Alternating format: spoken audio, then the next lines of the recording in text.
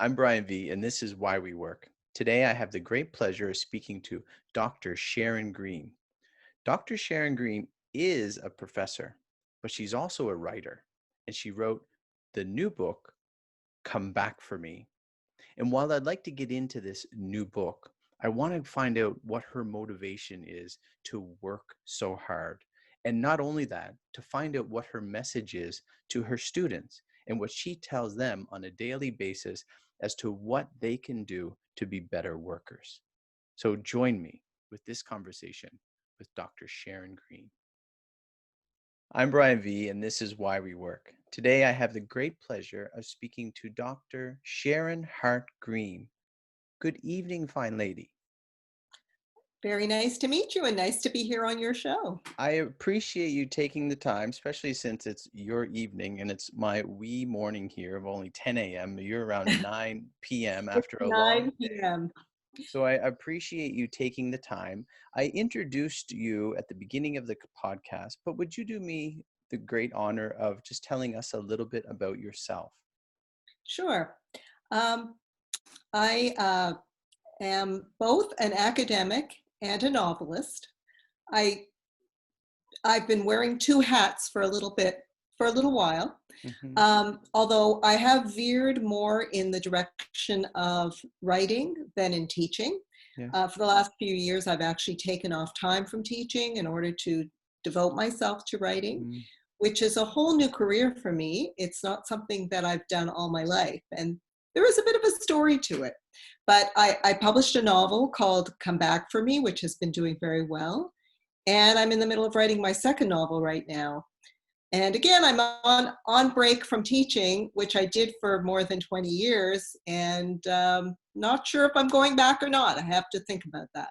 Well, congratulations to the success of your first book. And I'm a little shocked to hear that you're already writing your second. So that's good. But before we get into the career change that you're in, and you mentioned Yes. the story that brought you in through there, Yes. what was your first job, Dr. Green? What was your very first job? Not too many moons ago, but a few. Well, I guess my first real job was as an actress in the theater. Really? Yes, yes. I was very involved in the arts when I was Yes. quite young, Yeah. just a teenager. I got Mhm. involved in theater in Toronto. Is in Toronto, I was going to say, yeah.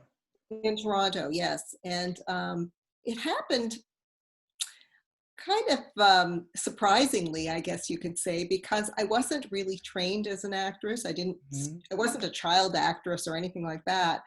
I was in high school and I was looking for a summer job. And I saw an ad in the newspaper that a theater company was looking for actors and actresses for a new musical that was being put on in downtown Toronto. So I always liked to sing, and I knew that I had a pretty good voice.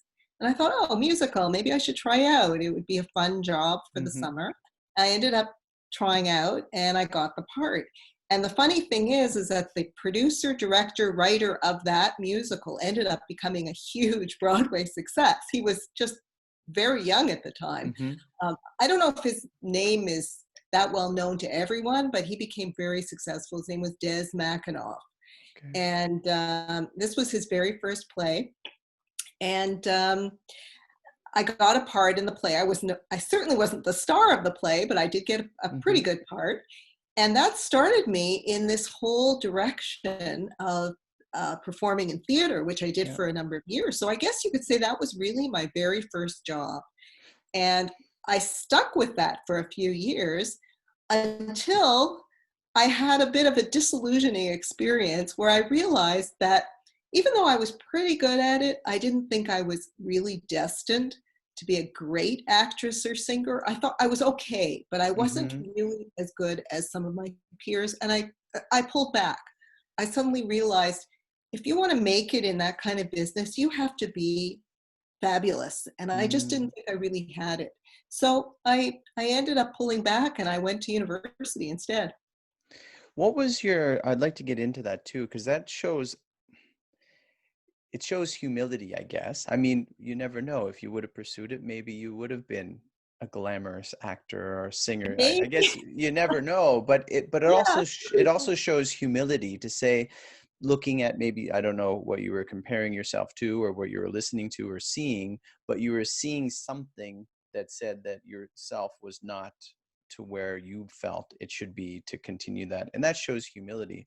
But when you said you wanted to get a job and you answered that call for that screenplay, Yes. what was your motivation to get you out of the house at a teenage years to say, I need to work? It was just, I think, expected at that time. I Okay. was Yeah. probably around 17, and Hmm. I never went to summer camp. A lot of Yeah. people, young people go to summer camp and afterwards they end up becoming counselors. I never went to camp, or my parents never sent me, and I never had that experience. So once I was about 15 or 16, it was expected that, you Do shouldn't something. be, yeah, you shouldn't be lazing around all summer. That it was expected that you should go and work and get experience and make a little money. And that was something that I was quite prepared to do. But if you could enjoy it at the same time, it made it all the All the better. better. And yeah, and it was fun. It's a message though, but you're hinting at, and I think it's a great lesson for us today to tell people who are 15, 16. One, I don't know how big camps are, but camps are pretty big, but there's a lot of Yes, freedom for teenagers to sit around and not do anything. And what was absolutely. expected of us years ago, and I didn't Yes, always do it, but it was expected that you're doing something active, even if it consists of volunteering or doing something for your family, opposed yes, to playing on social media and stuff. So I think it's a really good point that people should realize that, time tells us a lot. There's a lot of yes, lessons in history saying that if you're productive, you will also that prepares you for the workforce. And if you're unproductive, true. that's going to drive you through into possibly some habits you develop in your job. That's So true. And you get a lot of experience. And even if you gather yeah, experience, which tells you that you don't want to do this, exactly. Yes. that's just as important. I remember once volunteering because I toyed with the idea at a certain point that I might want to go into social work. Hmm. So, and this was once I was already in university, and I volunteered for a social work agency and worked with, teenagers that had emotional and psychological problems. Hmm. And even though it was fulfilling, I did not feel it was really for me. Hmm. And that told me a lot. It was actually a great experience because I could have wasted a lot of time going to social work school, getting a master's of social work or whatever, and then finding out that this isn't a career I really want to pursue. So sometimes just doing work in the field Yeah. is so important. It tells you a lot. Yeah. And that is, and so staying active, even if you don't like it, you're figuring, okay, long term, this is not for me. So you'll venture off to something else. That's right. So before you went to university, were you thinking of, like, before you even had the experience in the play, were you Yes. thinking of a path for university and then that changed your view, or how did your mind work then to choose Um, what you went into? well, I was still involved in the arts. Yes. And so, that was something I was always torn in a way between academic life and artistic life. Even as a child, I was always drawing and painting, singing. I was just a very artistically inclined kid. Hmm. It was just my personality. But at the same time, I really liked school and I did well. And I really never quite knew which direction I would go. And Mm. so when I was, I guess, a teenager, I was experimenting with different forms of the arts. Yeah. I took painting classes. I studied music. And then I went into the theater. And Hmm. even after I left the theater, I continued studying music, even once I was in university, because I didn't really know whether I was going to follow any kind of academic path or whether I was going to stick with the arts. But once I was in university, I really fell in love with my studies. Mm. And I threw myself into it with complete passion. And I pursued it until I got my doctorate. And really, the arts kind of fell by the wayside until I started writing. So what were you studying along the way into your doctorate? Modern Hebrew literature.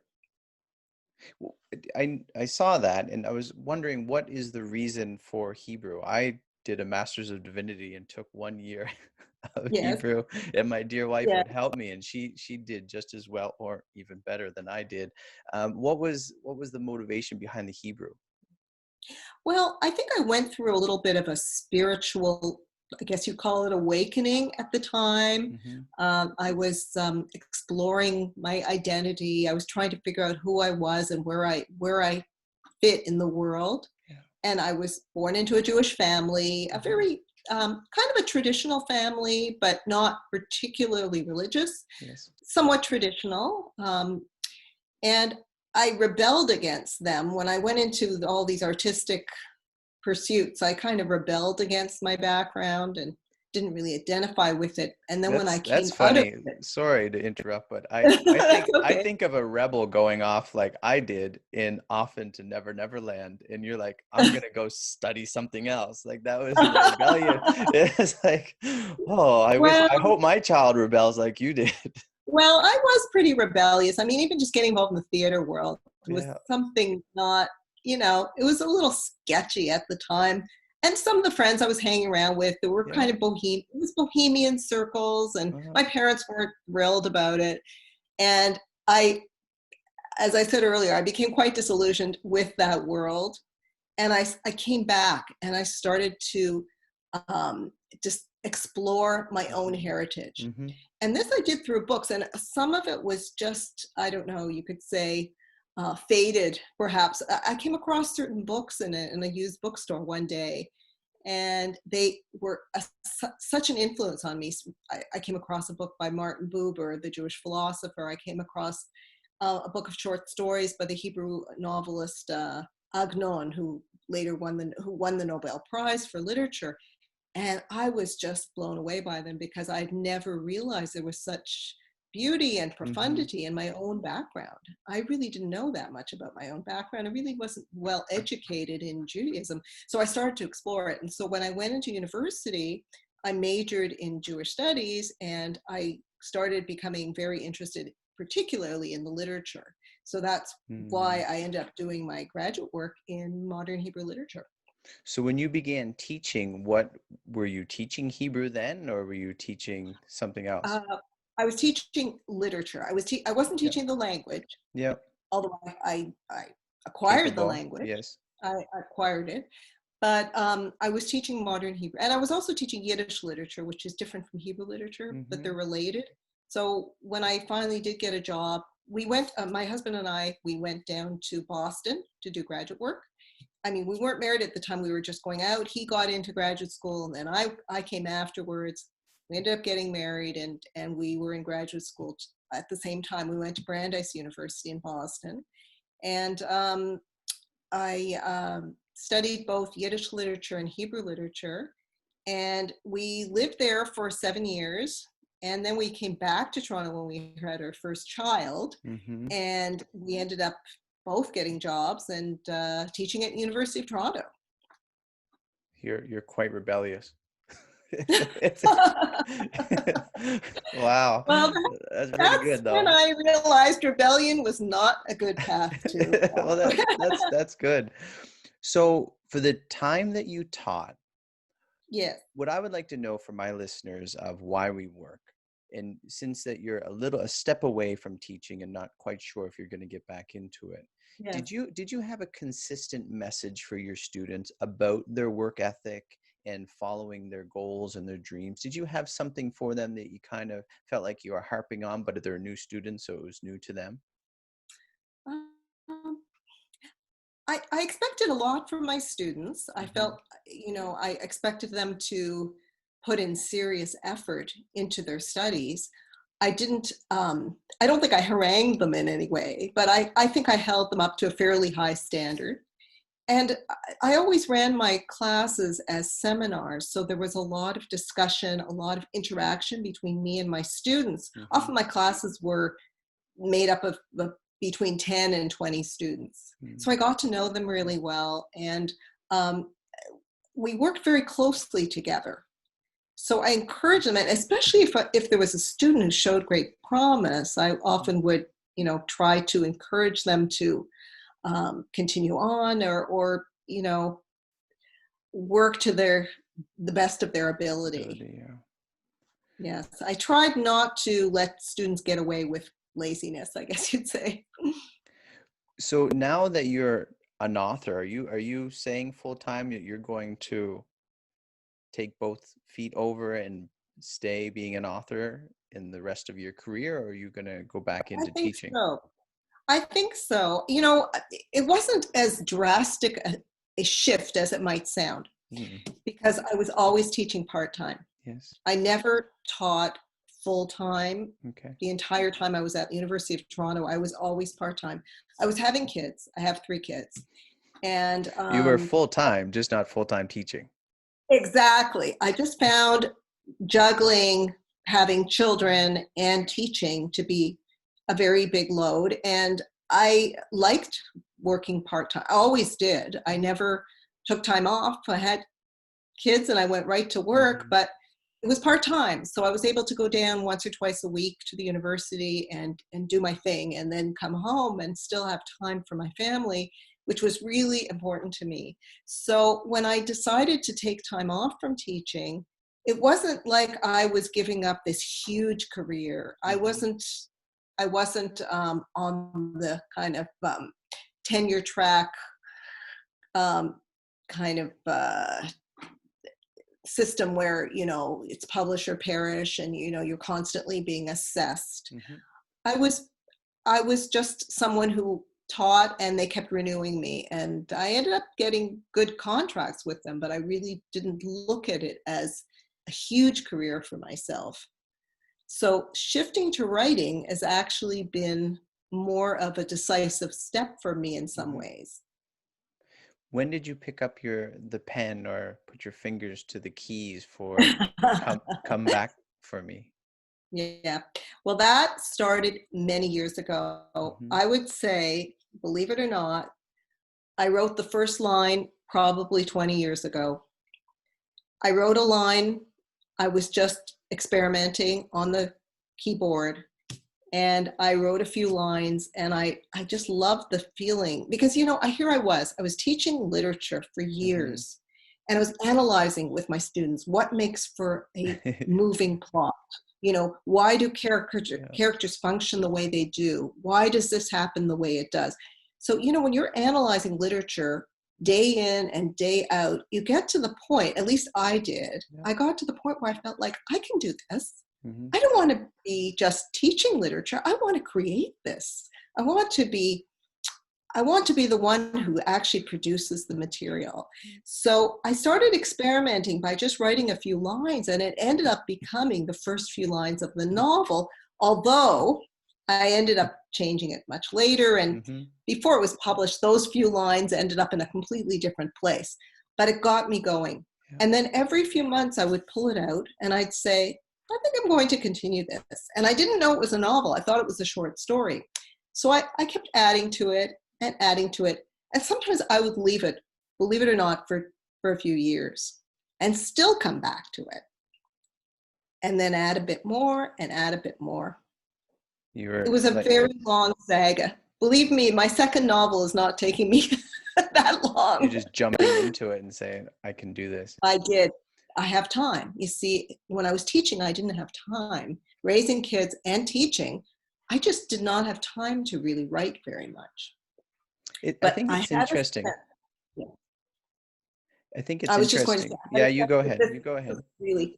this was what really fulfilled me. I loved the teaching, I Yeah. did, but there was something even more fulfilling about the writing.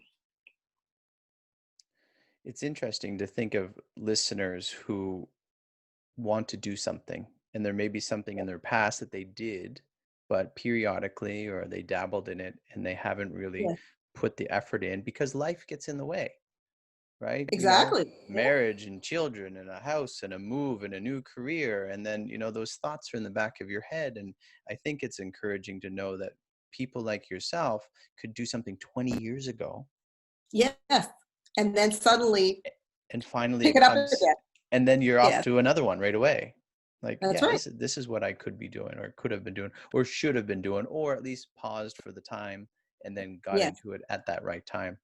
Yes. You mentioned Boston, and I have up, I think I would not do very well, but you wrote a poem, Ode to Boston, Oh, I did. Yes, in a long time ago. 2013. But I found it was when I read it, I didn't see that the date was on the bottom, and it could be as relevant for today. And Yeah, some of the protests and things that are going on in the world. And I mean, I see that you're a writer, most definitely. yes, I guess I never published that. That was on an old blog of mine that Mm-hmm. I felt very strongly after Mm-hmm. it was written after that The bombing. terrorist attack. Yeah. Yeah, terrorist attack during the Boston Boston Marathon. Marathon. Yes. And I really felt it because when we were living in Boston, we lived right on the Boston Marathon track. Mm-hmm. It went right by the window of our apartment, and we watched it every year. So when that bombing occurred, it felt very Got wrenching. personal. Yes. Yes. So yeah, So do you have many I poems and other short stories as well that you're? I have some short stories published, and a few poems here and there, but really the novel was my main focus, and I've devoted most of my time to getting it out there. Well, finishing it. Finishing it was a huge undertaking, but once I stopped teaching, it was not hard to finish it. I had the time, and I was able to do it. And then I rewrote it about 3 times because what happened was it's very hard to get published. If you don't have a name, if you don't have a platform, it's extremely difficult. You have to get an agent, first of all, because most publishing houses won't look at you if you don't have an agent. So And sorry, at this point so learning this difficulty, you would have your book in hand, printed or on a USB or something ready for it to be distributed. And then now you're finding the difficulty is in getting it published. So it's, no, well, before it was published, yep, you have a manuscript that's finished, yes. and you think, I want to get a good publisher. I mean, Yes. everyone dreams of having Random House or Simon and Mm-hmm. Schuster pick it Mm-hmm. up and take it on. Well, the chances of that are minuscule, but Mm-hmm. everyone dreams of that, and you can't get those publishing houses to look at your manuscript unless you have an agent. But what you discover when you're a young writer looking for, your first time writer, you're looking for publication, you have to find an agent. And there are very few agents and tens of thousands of writers trying to get the attention of these Vie for their agents. attention. Yeah. Yes, you're vying. So I did get an agent. I ended up getting one of the top agents in New York who loved my book, but then she couldn't sell it. And from the feedback that we got, I realized that the book was flawed and it had to be rewritten. The structure of it had some weaknesses, and Mm-hmm. the editors who looked at it pointed it out. Mm-hmm. I ended up rewriting it, but the agent ended up dropping me because she couldn't sell it. I ended up rewriting it, getting a second agent, and that happened again. I How does rewrote that, it, and doing it twice too, how does that feel? Is that your it's heart devastating. devastating? Absolutely devastating. You feel as if you're just kicked in the gut. You put so much into it and you think you're finally there. The second agent I got was also hugely successful, and then she couldn't sell it. And people don't realize that, but these agents, there are tons of things they take on that they can't Mm-hmm. sell. Mm-hmm. It's the times, it's luck, it's being in the right place, the right time. There are a million reasons for it, but also the book also had some flaws in it. So again, I Mm-hmm. had to rewrite it, and then I got a third agent, and it sold. Is there a And that's lot of editing you have to do in that rewriting? Or they're just enormous, enormous amount. Yes, yes, there is. when you thought it was done 3 versions ago? You're so naive. You just don't realize what goes into writing a book. So And I who's had doing written two that books editing? before. Who's besides the advice? Besides that The advice that writer, the writer. the you're doing all the rewriting or based Yes, you're doing on all the the suggestions. rewriting. And if you're smart, you have other writers who are friends or colleagues who will consent to read parts of it and maybe Hmm. offer feedback. So that's helpful too, and that's really something that's important to have. Yes. But you learn this, if you're The inexperienced, hard you way. learn it the hard way through failure. I feel like it's the story of my life. But Learn through it failure. wasn't too bad because you're in on another book right now. So Yes, and this one, maybe I'll have to do the same thing. I don't know, but I think I know a little bit more now. Yes. so At least I knowing have an answer. knowing more about you and this process, what is the as a writer, what is the most difficult thing that you experience? What is maybe the biggest discouragement? Sitting down and staring at a blank screen every day. That's the hardest part. Getting yourself to start. Once you start, it's not so bad, but getting yourself to start, and it's not that different from writing an essay when you're a Hmm. student. Hmm. So it's Hmm. always the hardest thing. And I remember students coming to me and telling me, I can't Where do I start. And start? they procrastination. And it's the same when you're a creative writer. But I always gave them a piece of advice, and it's something that I learned myself, and I try to practice it. And this is what it is. Write one sentence. Mm. And if you write one sentence, feel that you've accomplished what you had to for the day. And you'll probably find that when you write that one sentence, you will write a second and a third and a fourth, but just content yourself with one. It's like a little game you play with your Hmm. mind Hmm. where you challenge yourself to write a sentence, even if you hate it and it's horrible and it just needs editing, just get it out. And that leads, it's like an opening. So that usually leads to the ability to write more. And I So and I do that. in the book writing process, even when you have an idea and you're on chapter 4, are you still coming up with blanks as well during that period, or Always, is it? all the time. Yes. Now, I do find though, if I'm in the middle of a chapter and I go back and read what I've just written, Hmm. sometimes that helps me get back into the mindset of the scene, and then I'm able to do it without that fear of the blank page. I don't quite understand what the fear is, but everyone seems to share it. That fear that you won't be able to produce. Well, being It from seems to Canada, you're gonna have to turn it. There was that commercial of showing the ice hockey rink just after Yeah. after the Zamboni went across it. So then it ran down all the potential things that are gonna happen. The guy's 50th goal, the shutout, and Yes. whatever other things. So it's the possibility. So don't look at it. I mean, this is coming from a guy who doesn't write, but look at it as the potential opposed to the problem that's set before you that's blank and nothing is there, but the potential that what's going to be there as What's the going to skater be there? jumps onto the Zamboni or on the ice. What brings you satisfaction in this writing process, or even as you brought out your first book, you published your first book? Well, one of the first elements of satisfaction, I think, in writing is when a phrase seems to appear out of nowhere.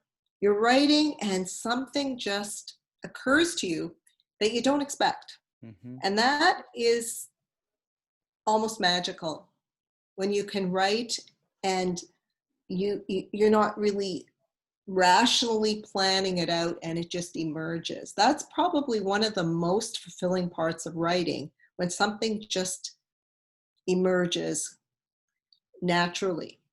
So that's one thing. I mean, of course, when you finish something, when you finish a chapter, or you finish a section, or you finish an entire book, it's incredibly gratifying. You feel like you've really accomplished something that will last. At least you hope will last, and you hope Mm-hmm. will be read by other people and that they will Received, respond yes, to it. yes. That you're able to transmit something, and that's, I think, why I prefer to have my self-expression manifest in writing as opposed to teaching. Now, teaching, it's temporal. You do influence people, but you don't see it. It's very hard to know whether you're Mhm. really having an impact. Sometimes you do. Sometimes I'll run into a student I haven't seen in 10 years and they tell me, oh my goodness, your course, it changed my life, occasionally. It doesn't happen too often. But, or I Yeah, loved it. It was my favorite course. yeah. But, when you have a book, you feel that it's something that is Tangible. tangible. Yes. Yeah. Hold in your hand. Very fulfilling sense.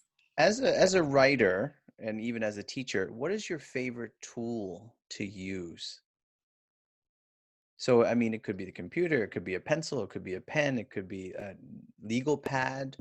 As a writer, what is your favorite tool? I always use the computer. I Like do. from the I get-go, no don't. notes? No. I I sometimes scribble notes when I'm, away from home. Hmm.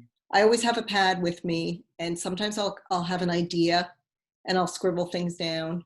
But because I like to rearrange things all the time, I find that ideas come out in a kind of stream, and then once I'm at the computer, I can organize them, put them in the right order.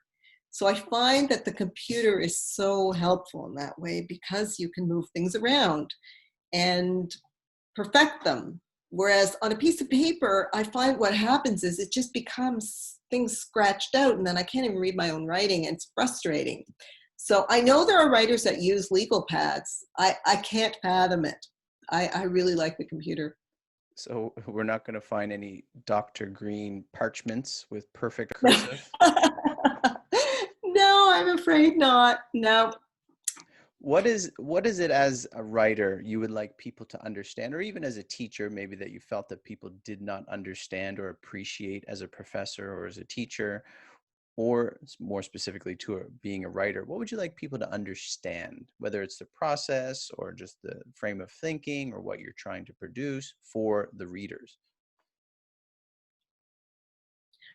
I guess I tend to write about um, the acquisition of wisdom. That's my real interest, is the pursuit of wisdom. I'm not Hmm. saying that one can ever completely find it, Hmm. but the pursuit of wisdom is something that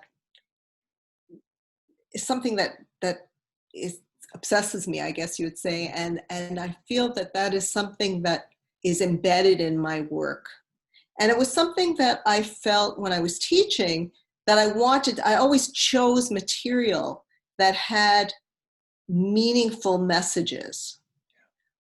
there were never there was never a consensus, of course. I always believed in students being able to air their opinions Hmm. freely, and there was Hmm. never an absolute consensus as to what the meaning is. I don't think any one Hmm.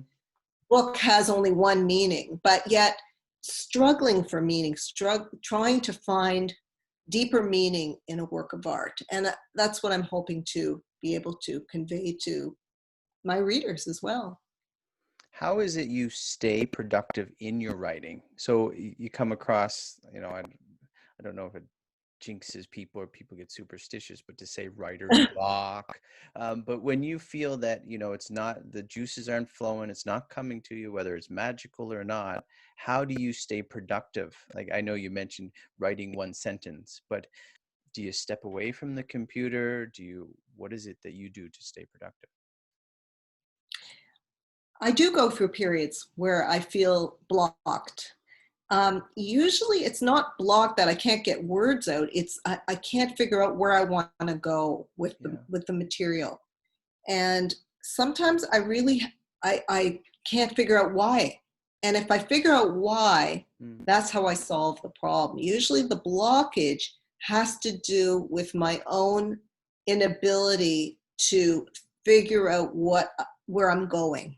And Mhm. once I figure out that usually I write myself into a corner, and I realize, no, you don't want to go there. That's why you can't write. You're going off in the wrong direction. Go back, scrap that, start again. And then, the scene ends up Do you, working, and I can move on. Do you ever take that chunk and try to save it for another time because you spend I so always much? do. I always do. In fact, I've got a file. It's called Sharon's Deletions. That's a good I've file. got a whole file on my computer, and because I'm always afraid I spent time on this, I'm just going to throw it out. Maybe I'll need it. So it's like throwing in an old piece of clothes that you think maybe one day you'll want, you know? And so you just hoard it away. I do that with the writing. I take the chunk, I copy, paste it in Sharon's deletion file, but I don't think I've ever gone Gone back back. and used any of that. It I makes you never feel do. good though. Makes you feel good. It's like an insurance Yeah, policy. just in case my Yeah. computer crashes.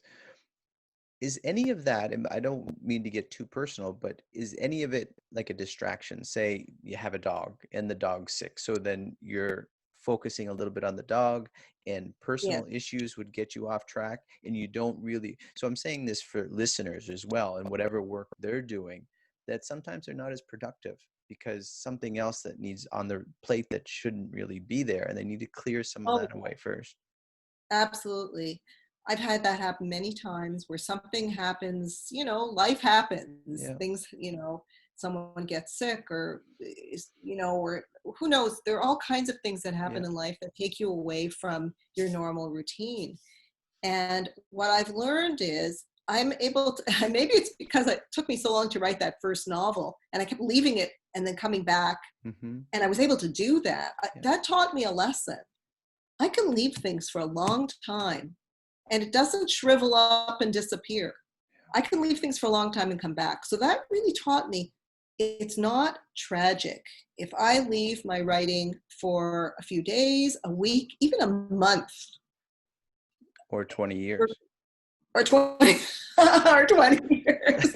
It's okay. I never want to do that again. But But but it's okay. really it's okay. Yeah. I can get back into it. You think you can't, but you Hmm. can. It's not going anywhere. What is your top tip for people who are getting into work or maybe don't like their job too much or maybe are discouraged maybe by life's events? But what's your top tip for people that are working or looking to getting into work? I guess I would tell them to try to find something that they've always wanted to do, Hmm. something that they think will really fulfill them, and try it out. Try it out on the side. Don't quit your job, but try if you think that you want to, you know, be an airline pilot. Hmm. You've Yeah. always been drawn to the flight. Um, you know, take a course or do something that will give you a taste of it and see whether that is something that you could really see yourself doing and slowly test it out. Don't do anything radical. I guess that would be my major tip. I mean, really, that's what I did before I left teaching. I didn't just suddenly say, okay, goodbye. I was Hmm. writing while I was teaching, but it got to the point I really couldn't finish the novel unless I stopped teaching. Well, But it was gradual. I wanted to be a pilot as well, but I get woozy on elevators, so I figured Oh. maybe it's not as Not good. a choice for you. Dr. Green, how do you find balance in your life?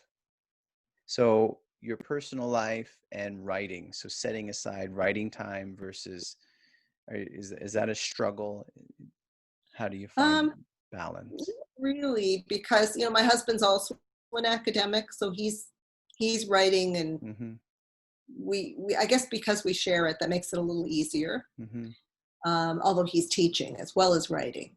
Um, I I guess because I'm a bit of a homebody too, it's if you're someone who has to be out all the time, then it would probably be an inner conflict. Yeah.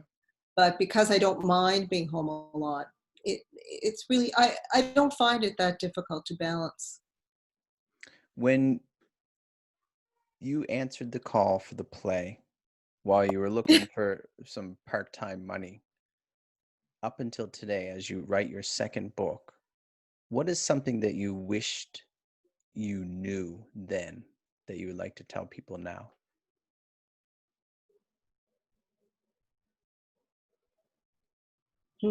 That's a hard one. Something I wish I knew then that I do know now. Yes, and that you would like to tell other people, as it might be something they wish they could put in their bag before they go on their adventure. I guess not to be afraid of Mhm. taking risks. You took a big risk by writing a book. Like, that's a I big did. risk. That's a huge It was risk. it's a huge risk, but I don't know if I would have done that when I was younger, when I Hmm. was very cautious. I mean, I Hmm. still went to this audition and tried out for this play and got in, but I was pretty tame in terms of the kinds of auditions that I did then Hmm. and even afterwards. I was the one audition that actually made me realize that I probably shouldn't stay in the theater was for the play Godspell, which was coming to Toronto. And I got quite far. I got right almost to the last cut. And I realized that I chose this extremely tame song to sing. It didn't show my talent at all. It Hmm. was really, I hadn't thought it through properly. And the very famous actress, late actress Gilda Radner, Hmm. I knew her at the time. She was a little older than me, but she was in one of the plays I was in. And she auditioned for it and got in.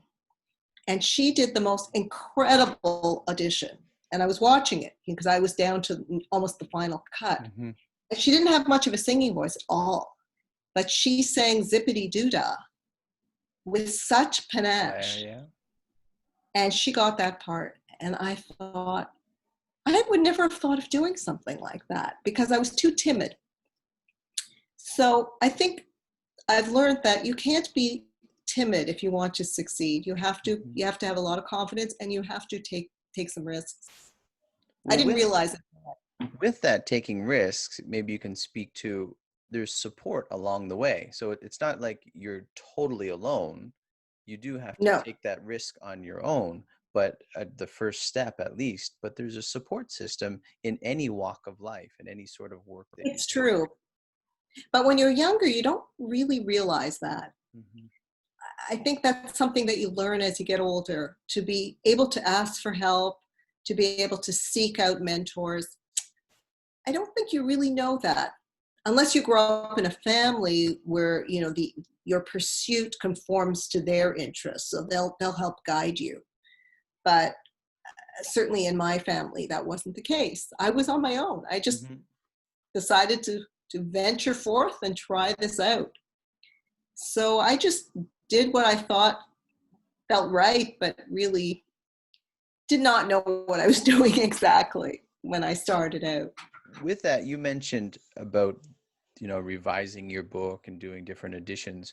Yeah. What is one of the biggest mistakes that you've made, that you've learned from, that can help other people understand humility?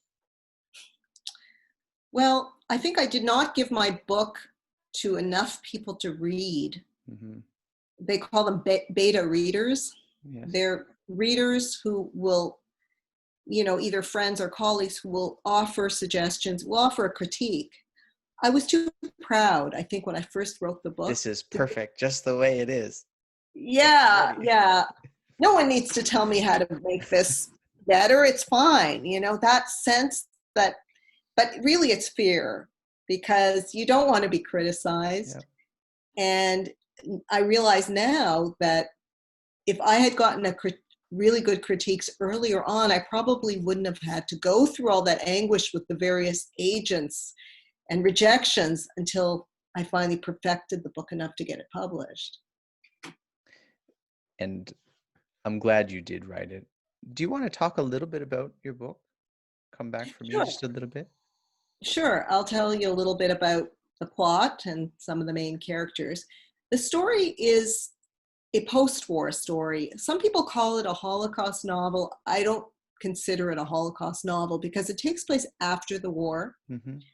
and it's about the effects of the war that don't go away um, very easily. It's about the lingering effects on two individuals. One is a young survivor. He's only 14 when he survives, or 15 when he survives the war. And he goes in search of his sister who goes missing during the war. They were separated. And he's convinced she's still alive. So that's one of the major threads of the Mm-hmm. novel, is his coming of age story and how he copes with loss and finds a way to restart his life. The second story is contemporary. It's about a girl in the 1960s who lives in Canada, not based on me. A lot of people wonder, but it's not. Mm-hmm. Um, and she comes from a family of Holocaust survivors. And she has to cope with all kinds of secrets in her family that Mm-hmm. are being held back from her. And there is a sudden death in the family no one wants to talk about. And she ends up getting involved with a young man who is clearly not right for her, but Mm-hmm. she can't see it. It's all about deluding oneself, and but yet hiding from one's own identity. And they have to, their narratives are separate. Mm-hmm. It's a story that goes back and forth in time until you realize, as you're reading the story, that their lives are connected, but you don't know how they're connected. There are certain hints that start to emerge, and you realize that those two characters are going to eventually meet. And it's about what happens when they meet, and also how their stories are interwoven. And there are many stories similar to that, and war and all the things that go on, and the atrocities of the world and devastating things. Sometimes we look at, you, for instance, writing a book and how difficult it is, which it is difficult, or me and my family, and someone didn't do their homework. But during war times and people after that, there's some things that I'll never be able to understand. I mean, unless I go through a war, hopefully not. But some That's of the true. tragedies that people go through, and and then they have to live with. And Yes. I'm glad you wrote this book, Come Back for Me. Do you have any other advice for just my listeners? I have a couple more things for you, but something else that you'd like to say in terms of people who are working, maybe discouraged, what have you. They're just maybe a young person like yourself in theater, or they're they're starting something, they're thinking about writing, or some totally different field, or just workers in the idea of it is good to work and we should encourage workers. Well, I think it's the only way you really learn to know who you are and what you're good at. I think everyone's good at something, and you can Yeah. only really discover special about you, what you're talented at, by working at it, Hmm. and really putting um, all your effort into it. Because if you don't try, you'll never really find that out, and you'll always be dissatisfied. That there's I think that sense among people, if they don't try very hard, they end up drifting from one profession to another because they haven't Hmm. really tried. If you Hmm. really try something and you don't like it, well, then that's fine. But you're not going to really discover who you are and what you're good at unless you really give it your full effort. Yeah, and the adage of no regrets, living without regrets, and not Yes. growing older and saying, "Oh, I wish, I was on that stage one day." Yes. If I had only tried that. Well, it's Do not it. too late. It's You not can too you can late. do that. You can try anything you want if you put your mind to it. Absolutely. It's usually ourselves that are stopping us, not other people. You'll find that a Exactly. lot of people are gracious. And, at least we attempt to be gracious to one another and try to encourage people to do the things that they really want to do. Dr. Sharon Hart-Green, how can people reach you? Well, I have a website. It's just www.sharonhartgreen.com. So all one word. I no hyphens in the website. Hmm. So that's one way of reaching me. There's a contact form if anyone has questions. I do get people's messages. I'm also on Facebook. Hmm. I'm on LinkedIn, Twitter. Instagram a little bit. I don't post too much, but I have the odd thing on there as well. So I love to hear from readers too. So I'm always encouraging people, if you read the book, oh, and also Goodreads. Goodreads is Mhm. another great source. So I do encourage people to contact me, respond to the book. If you have questions about writing or anything to do with the book itself, please feel free to contact me. Dr. Sharon Hart, I do have another question for you, but the author of Sure. Come Back for Me, did you mention the title of your new book? It doesn't have a title Doesn't yet. have a title yet. No, I wish I had one for you, but it doesn't have a title yet. I'm coming about halfway soon. through. Yeah. Coming soon. Yes. My final question for you, doctor. Why do you work? Why do I work? I could answer that by just saying why not, but Mhm. that's insufficient. You could have just um, held up your book and say, this is why. I think that working is a way of doing good in the world. Mhm. That's how I perceive it.